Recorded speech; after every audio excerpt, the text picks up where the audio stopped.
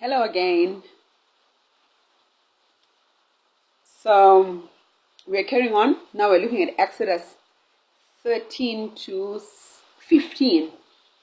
First thing I want to talk about is forgetfulness. Forgetfulness is one of the things that has caused many people, number one, to repeat the same mistake. Number two, to speak against God and say you have done nothing for me, but because they've forgotten. Or it has caused people to turn away from people who have helped them in life because they forget. So it's important for you to keep a book of remembrance. Now God says it to the children of Israel in chapter 13 verse 9. It says, "It shall be a sign to you and on your hand as a memorial between your eyes, and at the Lord's law, that the Lord's law may be in your mouth, for with a strong hand the Lord has brought you out of Egypt." So he's speaking to Israel.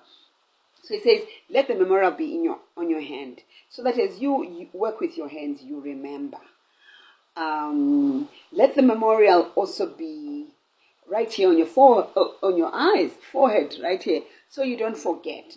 By all means, do not forget what God did for you. And then when you read 14 to 16, it starts by saying, "So it shall be that when your son asks you in time to come and saying, 'What is this?' and you shall say to him, 'By strength the Lord.'" So it means that every time we must pass the legacy of the things that God has done for us, the good things. Have you noticed how, particularly in Zimbabwe, we've seen this way with bus companies even more, where it starts well. The father builds a huge empire, has all these buses.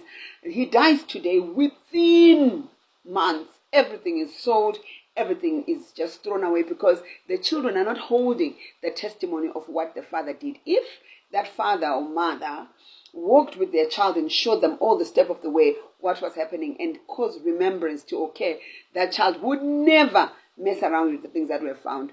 Another thing that they do as a remembrance, as a way of remembering, is that they take the bones of Joseph with them. There was nothing significant. I mean, Joseph had died. There's no way you would come back and say whatever to them. There's nothing superstitious around it. But the fact that they remembered, they said, we carried the bones of Joseph over to the new land that God gave us. So what are the things that you're going to carry over to remind your children? Is that a torn dress that you put there to remind them, or something, just a picture showing you your humble beginnings so that they don't forget? Because when forgetfulness comes in,